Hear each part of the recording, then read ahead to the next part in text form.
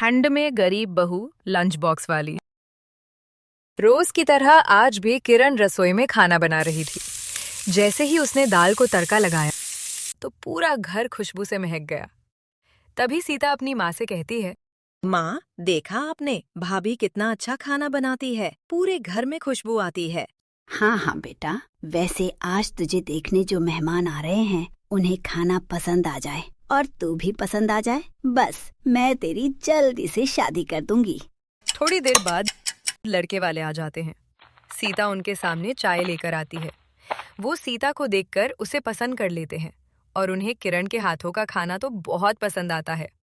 लेकिन फिर वो इतना दहेज मांग लेते हैं कि करुणा उन्हें मना कर देती है। फिर वो लोग चले जाते हैं। करुणा आज भी उदास होकर अपने कमरे में बैठी हुई थी। तभी विवेक फैक्ट्री से आता है और कहता है, क्या हुआ माँ, तुम उदास क्यों हो? आज सीता को कुछ लोग देखने के लिए आए थे, लेकिन दहेज की वजह से उन्होंने रिश्ते के लिए मना कर दिया।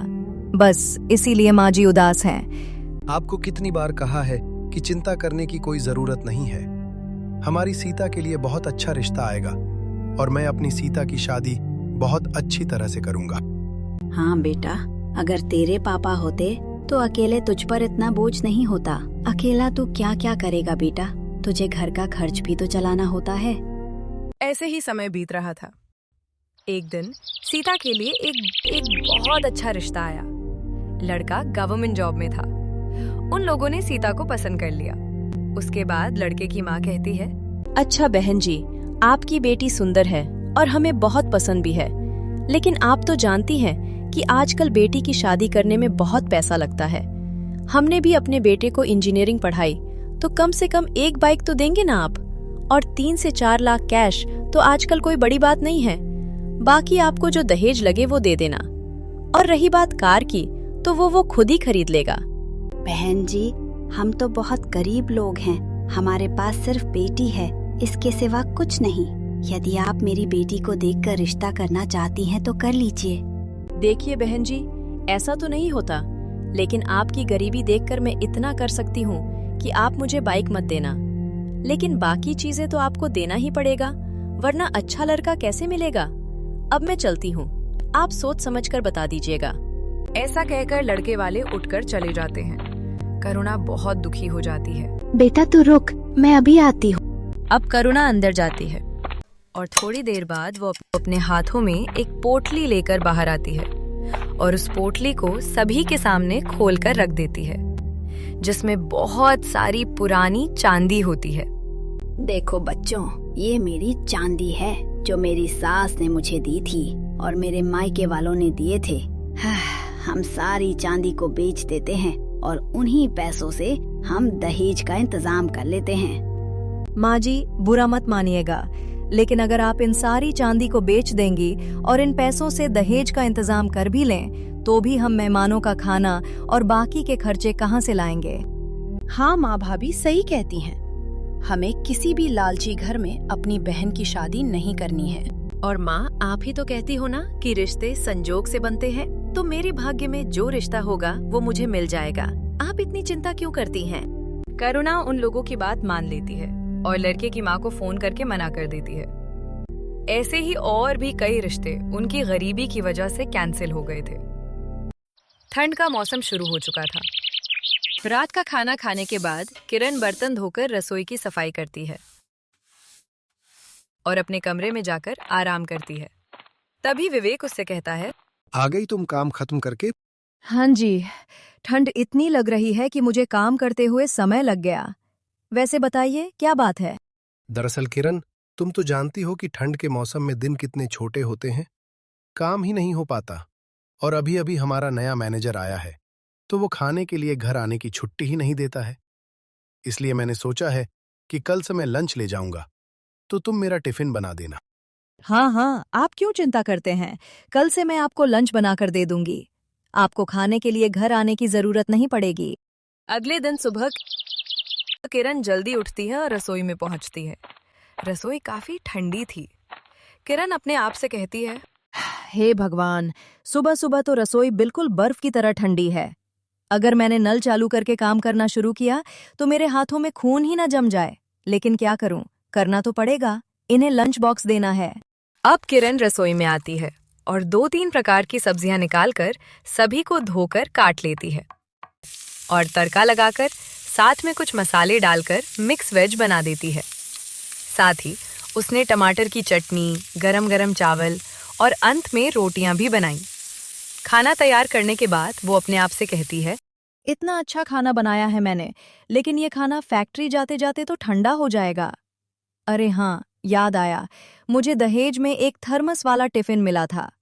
ऐसा करती हूँ, खाना उसी में रख देती हूँ ताकि दोपहर तक खाना गर्म रहे। ऐसा सोचकर किरण टिफिन निकालती है और उसमें खाना भर देती है। तब तक सभी लोग खाने की टेबल पर आ जाते हैं। किरण सभी लोगों के लिए खाना लगाती है और सभी लोग साथ मिलकर खाना खाते हैं। तब किरण लंच बॉक्स विवेक को देते हुए कहती है, विवेक, ये लीजिए, मैंने आपका लंच बॉक्स तैयार कर दिया है। आप इसे लेकर जाइए और खाना खा लीजिएगा, बचाकर मत लाइएगा। विवेक लंच बॉक्स लेकर फैक्ट्री चला जाता है। फैक्ट्री में काम करने के बाद दोपहर में लंच टाइम में विवेक अपने दोस्तों के साथ बैठकर अपना लंच बॉक्स खोल रहा था। तभी कमल कहता है, विवेक, तेरे लंच बॉक्स से तो बड़ी अच्छी खुशबू आ रही है। मेरा भी मन कर रहा है कि तेरे लंच बॉक्स से थोड़ा सा खाना खा लूं।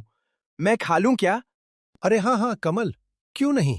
मेरी पत्नी ने खाना थोड़ा ज्यादा ही रखा है, मैं तुम सबको भी थोड़ा थोड़ा देता। विवेक अपना लंच बॉक्स खोलता है तो उसका खाना काफी गर्म था। ये देखकर सभी के मुंह में पानी आ जाता है और तरुण कहता है, यार विवेक, ठंडी में गरम गरम खाना खाकर देखकर तो मजा ही आ गया।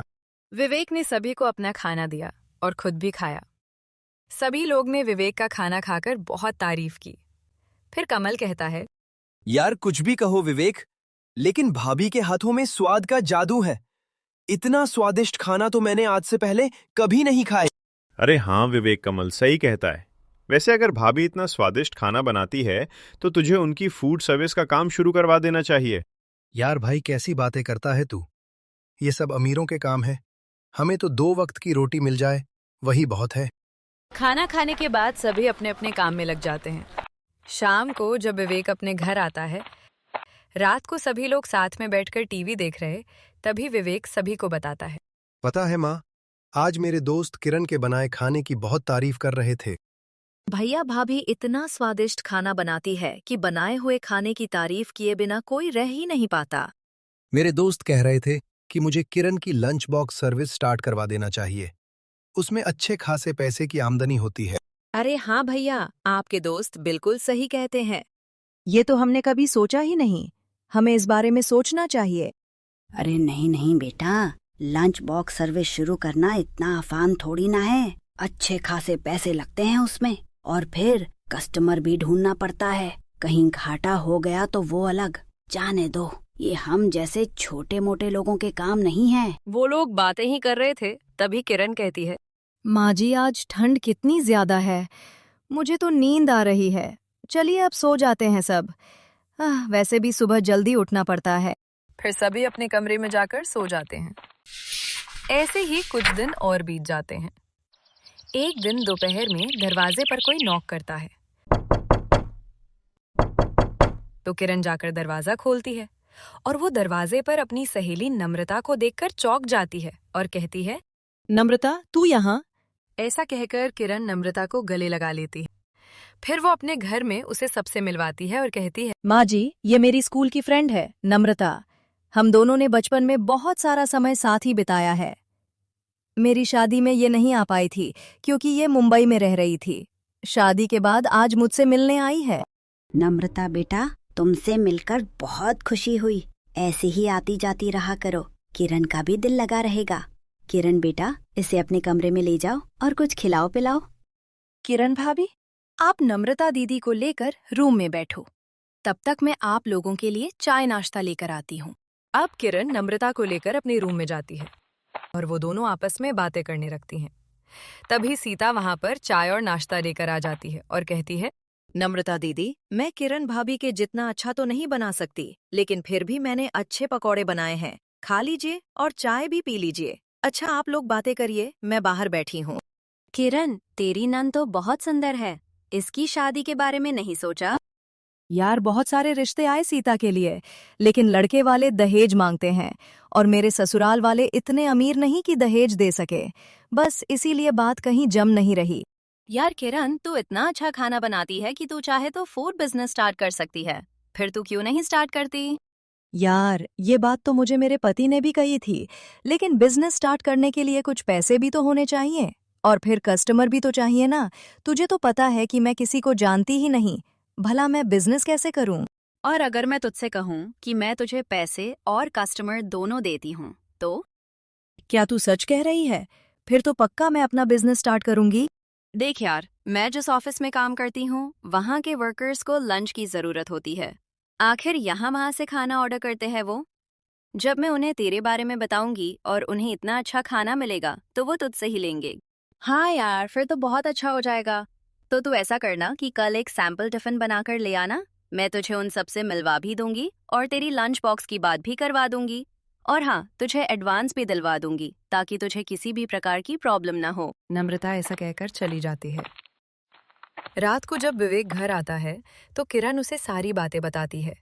ये सुनकर विवेक बहुत खुश हो जाता है और कहता है, ठीक है किरण, तो कल मैं फैक्ट्री से छुट्टी ले लेता हूँ और तुम्हारे साथ नम्रता के ऑफिस चलेंगे और तुम्हारे खाने का सैंपल देंगे। अगले दिन विवेक फैक्ट्री से छुट्टी ले लेता है और किरण को लेकर नम्रता के ऑफिस जाता है। अभी लंच टाइम था और किरण के हाथ में लंच बॉक्स था। नम्रता उसे देखकर कहती है, आओ आओ किरण, ऑफिस के साइड में ही एक लंच रूम है जहाँ पर सभी लोग बैठकर लंच करते हैं। चलो मैं तुम्हें वहाँ ले चलती हूँ। नम्रता किरण और विवेक को लेकर वहां पहुंचती है। वहां टेबल पर बैठी अदिति कह रही थी, टिफिन का खाना अच्छा नहीं होता। देखना, इतनी पतली दाल है और सब्जी में तो नमक मिर्च का पता ही नहीं चलता। हाँ यार, ऐसा लगता है कि घर का खाना खाएं तो जमाना ही बीत गया।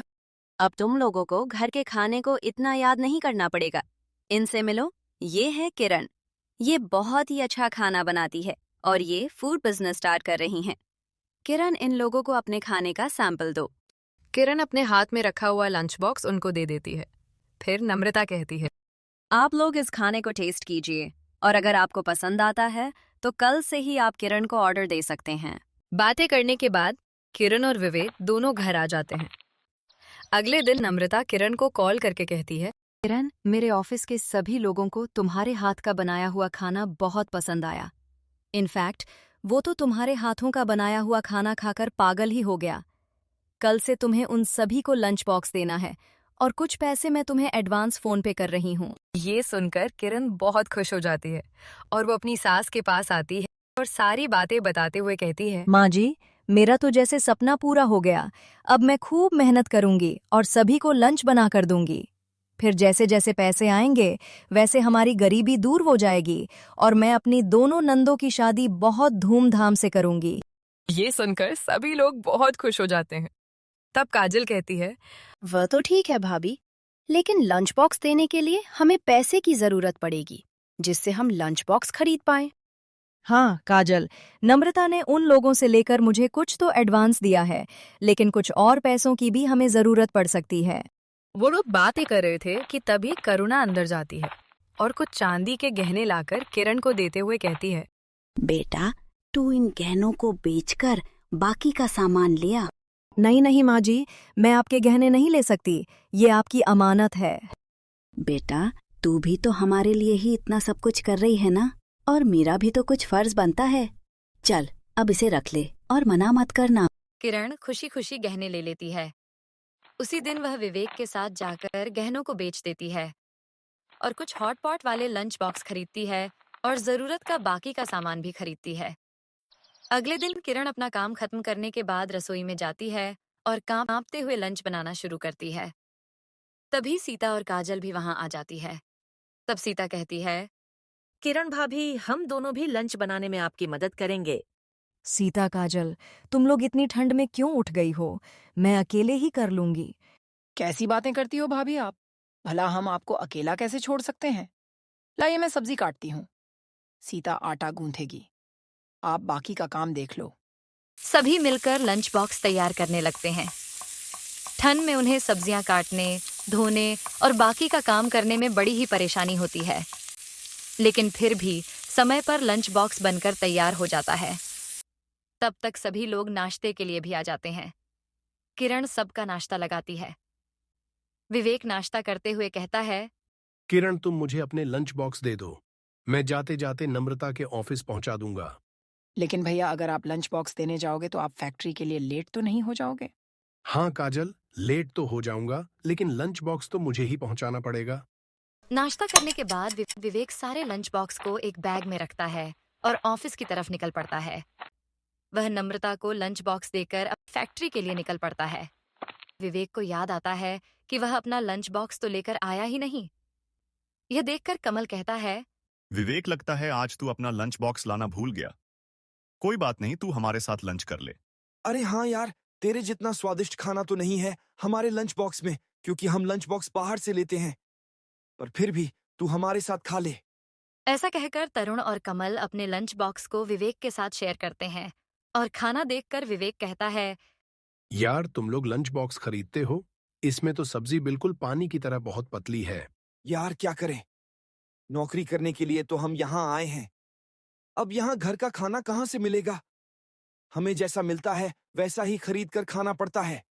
वे लोग बातें ही कर रहे थे कि तभी किरण वहां विवेक का लंच बॉक्स लेकर आ जाती है और यह सारी बातें सुनकर कहती है, भैया, आप लोगों को इतना परेशान होने की कोई ज़रूरत नहीं है। अब मैंने फूड बिजनेस स्टार्ट कर दिया है, तो लंच बॉक्स आप किसी और से नहीं बल्कि मुझसे ही लीजिए।